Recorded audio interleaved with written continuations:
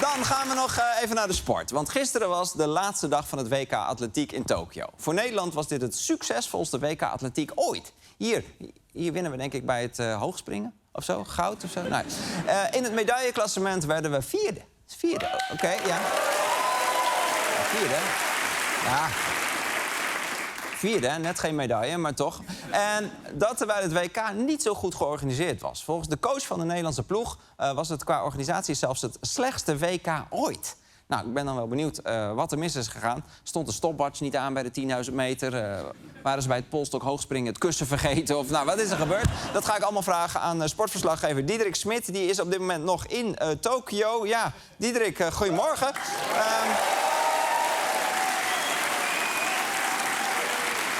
Diederik, goedemorgen dus voor jou. Was het WK nou echt zo slecht georganiseerd?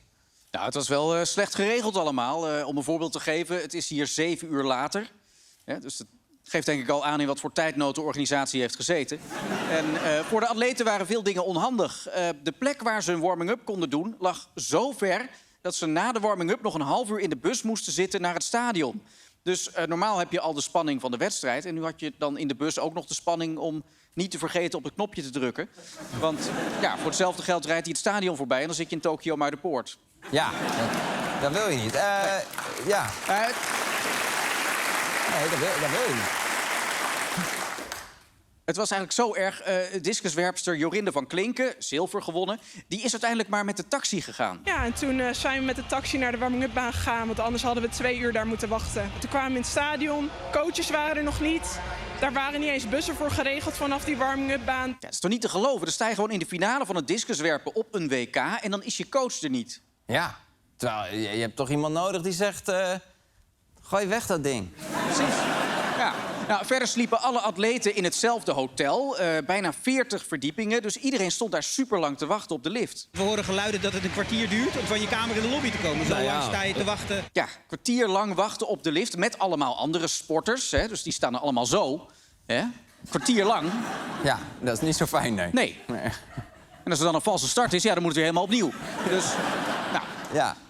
Verder zat de organisatie ook niet mee. Want gisteren... Ik ga toch even zo staan. Gisteren regende het heel hard. Dat was vooral lastig bij de finale van het discuswerpen. Want dan wil je natuurlijk niet uitglijden. Dus deze Australiër probeerde zelf even de grond af te drogen. Maar ja, het kwam met bakken uit de hemel. Ja, want hielp dit? Ja, laten we even kijken. Emmanuel stond 62 meter. Rolvink nog wel aardig hoor. 63-28. Die is pas 23. Jongens. Ja, met deze actie won hij nog wel brons bij het kunstschaatsen, maar daar kwam hij niet voor natuurlijk. Maar ja, het bleef regenen, dus het bleef gewoon lastig. Die grond die bleef heel glad en dan zou je zeggen van zet een grote partytent over die cirkel. Maar uiteindelijk kwam de organisatie met deze oplossing. Gewoon nog meer handdoeken. Maar ja, het probleem met handdoeken is natuurlijk, die kunnen op hun beurt ook weer nat worden. Dus toen hebben ze er wat plastic overheen gelegd om die handdoeken dan weer droog te houden. En dat plastic werd niet nat dan? Jawel, maar daar legden ze dan weer een handdoekje overheen. Oh ja, slim. Maar goed, Nederland heeft dus wel heel goed gepresteerd op dit toernooi. Zeker, we hadden kogelstootgoud, hordenloopgoud, we hadden discuswerpzilver en een paar estafettemedailles bij het hardlopen. Ja, en dat komt vooral door Femke Bol, toch? Dat komt voor een groot deel door Femke Bol, maar niet alleen maar door Femke Bol. We doen het altijd met z'n allen. Als ik dat een keer mag zeggen, we doen het altijd met z'n allen. Je haalt altijd met z'n allen een medaille. Je doet het met z'n allen. We doen het met z'n allen. We doen het echt met z'n allen. En dat maakt het zo bijzonder. Ja, de anderen probeerden ook nog iets te zeggen, maar die kwamen er gewoon niet tussen. Het was toch weer de grote Femke Bol show. Ja.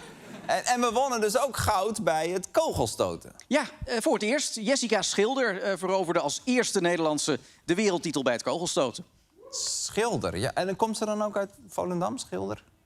Al omdat ze Schilder heet. Ja, niet iedereen die Schilder of Keizer heet komt meteen uit Volendam. Dat is al lang niet meer zo. Maar goed, goud dus voor Jessica Schilder uit Volendam. Prachtig, historisch moment. Laatste, ultieme kans.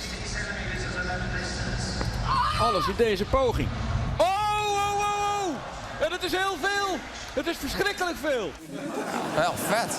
Wat bedoelde hij trouwens met het is verschrikkelijk veel? Nou, mijn theorie is dat hij tijdens de worp... dat die commentator een kop thee over zich heen morste. En ja, dat daar meer thee in zat dan hij dacht. Alles in deze poging. En het is heel veel. Het is verschrikkelijk veel. veel. Ja, dat kan pijn doen, ja. Maar goed, goud dus met kogelstoten. Zijn wij een kogelstootland eigenlijk? Nou ja, het is iets van de laatste jaren. We hebben natuurlijk best veel demonstraties die uit de hand lopen. De politie die wordt bekogeld. Bakstenen door de ruiten van een partijkantoor. Het is niet fraai, maar er zit ook veel talent tussen. Ja, dus daar profiteren we dan ook een beetje van. Ja, je leert het op de pleintjes, hè? Op de Malieveldjes. Ik vind trouwens wel dat we wat meer respect mogen hebben voor onze kampioenen. Want bij de huldiging zag ik dit. En nu staat ze buiten in Tokio. En is dit allemaal voor haar, dat welverdiende goud. Dit is de 4e J van Volendam. De 4e J van Volendam? Ja, de 4e J van Volendam. Dus dan heb je net goud gewonnen. Hè? Je bent de allerbeste van de hele wereld. En dan word je vergeleken met de 3 J's. Een band die laatste is geworden bij het Eurovisie Songfestival. Ik vind, er is maar 1 J in Volendam. Dat is Jessica Veerman, schilder. En zij heeft nu recht op die letter. Dus de 3 J's die moeten gewoon hun naam veranderen, vind ik. Oké, maar hoe moeten ze zich dan noemen? Ja, weet ik veel. De 3 keer niks. Maar goed, het was trouwens niet alleen voor Nederland een succesvol WK. Dat gold zeker ook voor Botswana. Die werden net onder Nederland 5e in het medailleklassement. En de president van Botswana die heeft nu een nationale vrije dag afgekondigd om het succes te vieren. Wauw, heel Botswana heeft straks gewoon een dag vrij. Ja. Maar dan staat de hele economie daar stil. Ja, dus we zullen het hier ook wel gaan merken in de supermarkt. Daar hebben we even een dagje geen Botswaanse yoghurt. Ik weet niet wat ze daar maken. Sowieso zijn ze daar wel goed hoor, in het vieren van hun sportsuccessen. Vorig jaar wonnen ze goud op de Olympische Spelen. En dat hebben ze gevierd met een speciaal bankbiljet. Dus er staan gewoon nu Botswaanse atleten op een briefje van 50 pula. 50 poela? Sinds wanneer gebruik jij straattaal, Diederik? Nee, dat is gewoon de munteenheid daar. Kijk, dit is dat biljet, rechtsboven, 50 pula. Oh, ja. Nou, daar kun je toch een mooi stel patas van kopen. Patas, ja, patas. Ja, dat is lokaal Botswaans aardewerk. Oké, prima. Goed, jij hebt dus een mooie tijd gehad daar in Tokio. Nu lekker naar huis? Ja, want over iets meer dan 2 uur dan vertrekt hier de lift en dan kunnen we naar huis. Oké, nou, succes. Dankjewel, Diederik!